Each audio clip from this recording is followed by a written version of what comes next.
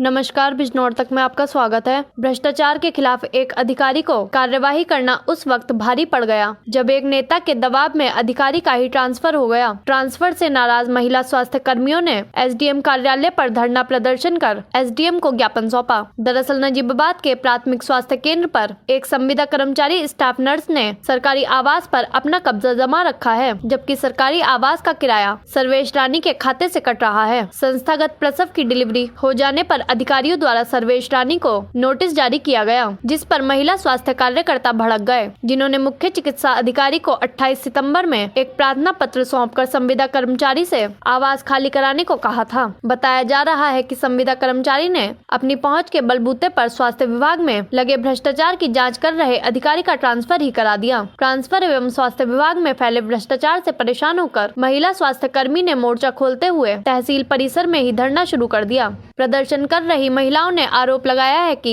एक तरफ जहां मोदी और योगी सरकार भ्रष्टाचार को खत्म करने पर तुली हुई है, वहीं एक नेता के दबाव में अधिकारी भ्रष्टाचार को खुला न्योता देने पर तुले हुए हैं। महिला कार्यकर्ताओं ने चेतावनी देते हुए कहा कि अगर उनकी मांगे पूरी नहीं की गयी तो वह धरना और हड़ताल के लिए मजबूर हो जाएगी। मौके पर पहुंचे एसडीएम ने अधिकारियों को अवगत कराकर समस्या के निस्तारण का आश्वासन दिया है।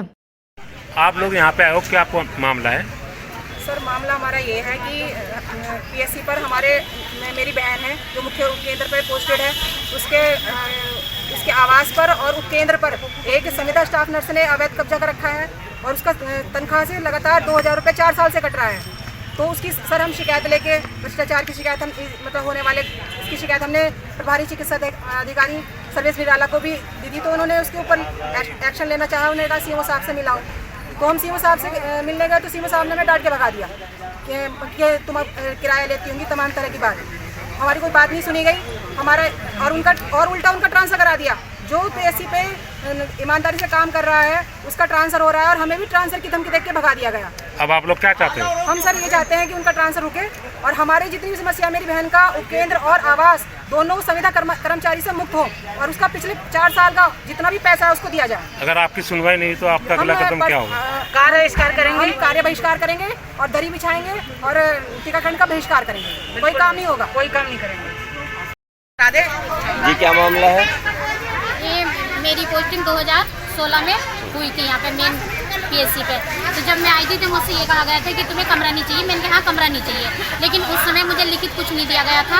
और उसके बाद मेरे कुछ 2-3 महीने तक मुझे एचआरए मिला, उसके बाद मुझे एचआरए नहीं मिला, अन्ना मुझे बताया गया। लेकिन एक बार मुझे पे स्लिप मिलने पे मुझे पता चला, तो तब मैंने कहा तो मुझे बरगला दिया गया कि तुम्हें कोई हाउस रेंट नहीं मिलता है और ये ऐसी है। लेकिन अब ये है, जब मैं अब सीएमओ साहब के पास गई तो उन्होंने कहा कि तुम कहाँ थे जब इस समय कि जो तुमने अपना एचआरए कटवाया, कि मुझे एक वो दो लिखित में विज्ञापन दो, तो कि तुम अपना वो मिल जाएगा कि उस पर कार्रवाई होगी। और फिर ये कहा गया, हमने कहा कि हमारा सेंटर है मुख्य केंद्र पे कि डिलीवरी की हमसे मांग की गई कि अप्रैल से अब तक की संस्थागत डिलीवरी दो।